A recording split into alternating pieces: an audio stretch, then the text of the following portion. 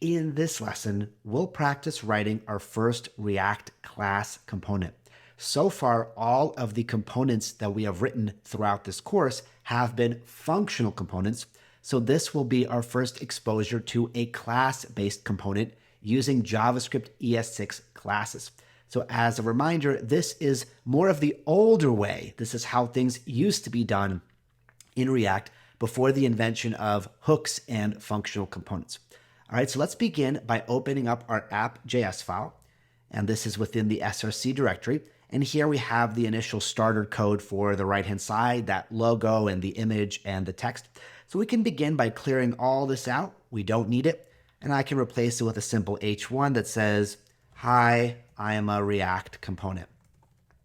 And then at the very top, we no longer need either of these imports, so I can get rid of them.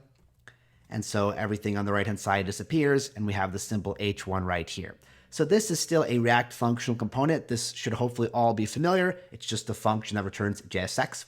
And what I want to do in this lesson is convert this app component to a class-based component, also called app, and app will render the exact same JSX. And that will allow us to compare the syntax side by side.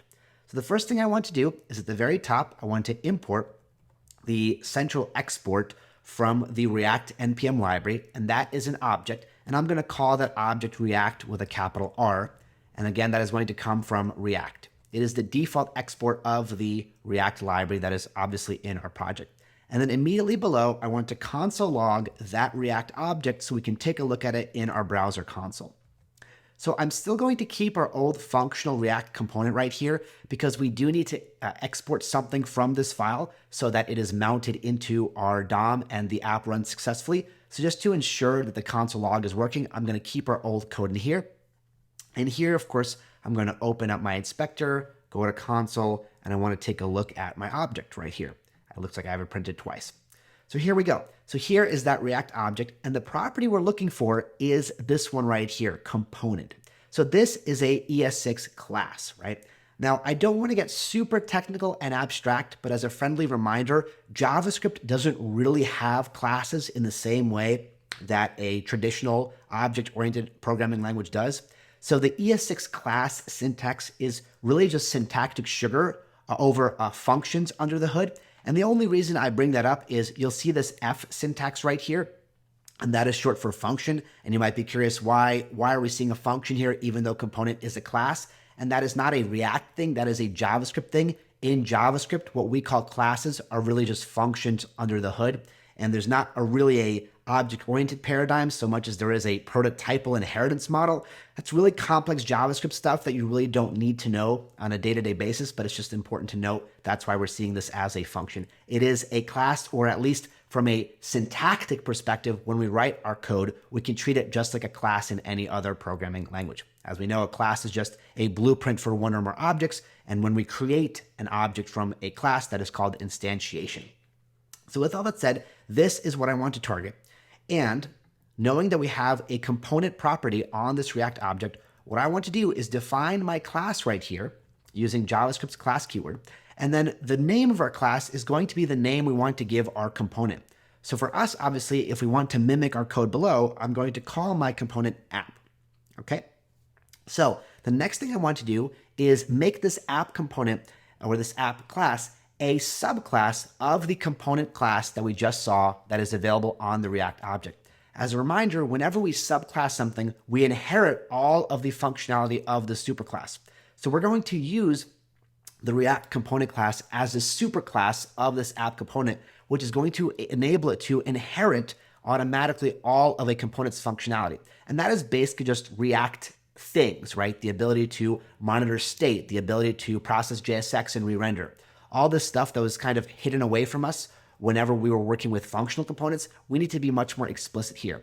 So in order to actually get this regular JavaScript class to become a React component, we need to inherit from React's component class, and we do that with the extends keyword.